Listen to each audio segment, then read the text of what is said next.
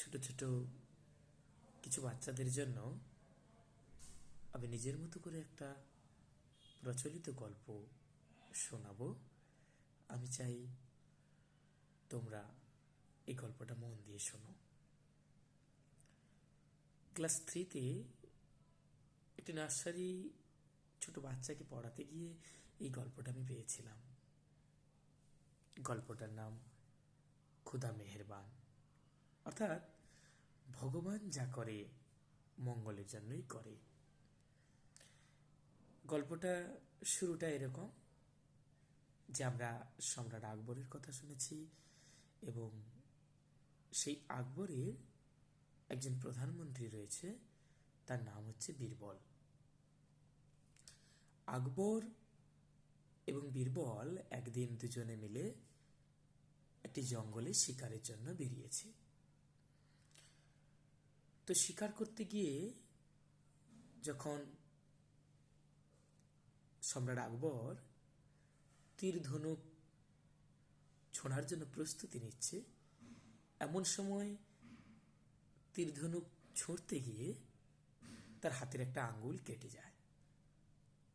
তো যথারীতি আকবর কিন্তু খুব দুঃখ পায় এবং সেখানে সম্রাট আকবর তার নিজের রাজদরবারে ফিরে আসে।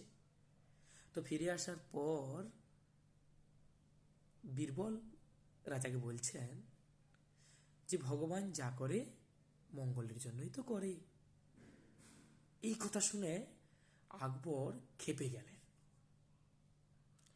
এবং সেই আকবর যখন রেগে গেছেন, এমন সময়ে রাজদরবারের আর যারা পারিষদ রয়েছেন, সেই পারিষদরা তারা কিন্তু বীরবলকে সহ্য করতে পারতেন না।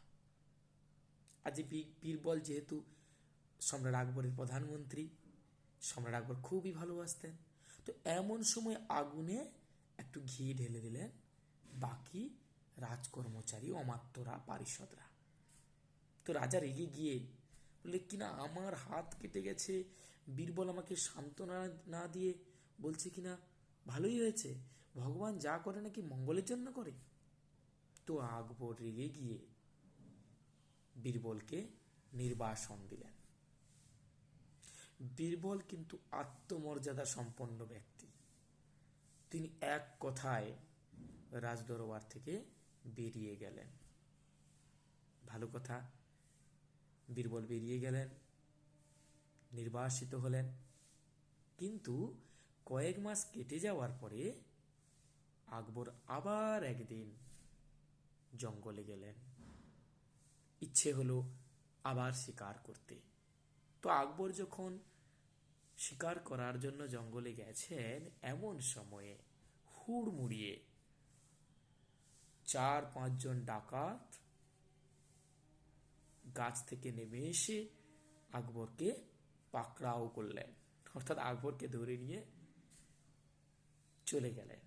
কোথায় গেলেন না, ওই ডাকাতদের একজন সর্দার আছে যিনি জঙ্গলে থাকেন।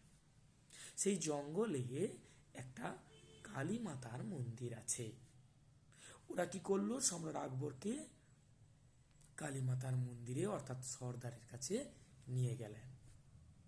সর্দারের নিয়ম অনুযায়ী, সর্দারের কথা অনুযায়ী তারা কি করলেন না, আকবরকে স্নান করিয়ে পিছু মোড়া করে মা কালীর কাছে বলি দেওয়ার জন্য নিয়ে গেলেন। কিন্তু আশ্চর্যের বিষয় এই যে একজন ডাকাত আকবরের যে আঙ্গুল কাটা ওটা দেখতে পেয়ে গেছেন। তো তখন কি হবে না, রীতিমতো তাদের নিয়ম আছে যে খুঁত যুক্ত কোনো ব্যক্তি যদি থাকে তাকে কোনো মায়ের কাছে বলি দেওয়া যাবে না। তখন কি হবে না, তারা তখন আকবরকে ছেড়ে দিলেন।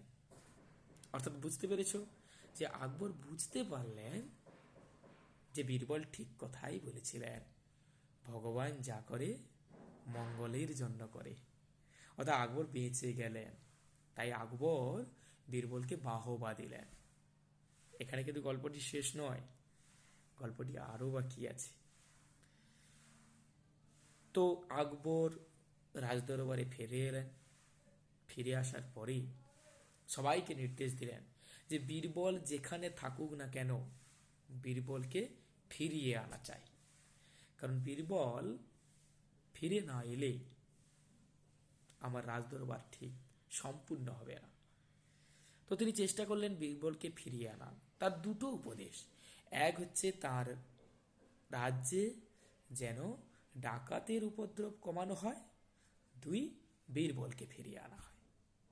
তো রীতিমতো বীরবল ফিরে এলেন এবং তাকে প্রধানমন্ত্রী পদে আবার নিযুক্ত করলেন সম্রাট আকবর। এবং সম্রাট আকবর বীরবলের কাছে ক্ষমা চেয়ে বলছে যে আপনাকে আমার নির্বাসন দেওয়া ভুল হয়েছে। দেখুন, এখানে কিন্তু বীরবল মোটেই দুঃখ পায়নি। বীরবল তখন বলছে আপনি আমাকে নির্বাসন দিয়ে ঠিকই করেছেন, আসলে এই নির্বাসনে আমি কোনো দুঃখ পাইনি, কেননা ভগবান যা করে মঙ্গলের জন্যই করে। কারণ আমি যদি আপনার সাথে জঙ্গলে শিকারে যেতাম তাহলে আপনার আঙুল কেটে যাওয়া অবস্থা দেখে আপনাকে ডাকাতেরা ছেড়ে দিলেও আমাকে কিন্তু সেখানে মায়ের কাছে বলি দিয়ে দিত, অর্থাৎ আমি বলির পাঁঠা হয়ে যেতাম। তাই আপনি আমাকে নির্বাসন দিয়ে আমাকে বাঁচিয়ে দিয়েছেন। আসলে ভগবান যা করে মঙ্গলের জন্যই করে। কি বুঝতে পেরেছেন সবাই? আমি চাই ছোট বাচ্চারা এই গল্পটা মন দিয়ে শোনো, এবং আমি এরকম আরও ছোট ছোট গল্প তোমাদেরকে শোনাবো। তবে প্রথম গল্প বললাম, ভিডিওটা হয়তো একটু খারাপ লাগতে পারে, পরবর্তী সময় চেষ্টা করবো আরও ভালো ভালো করে ভিডিও করতে এবং ভালো উচ্চারণ করে। নমস্কার, সবাই ভালো থাকবেন।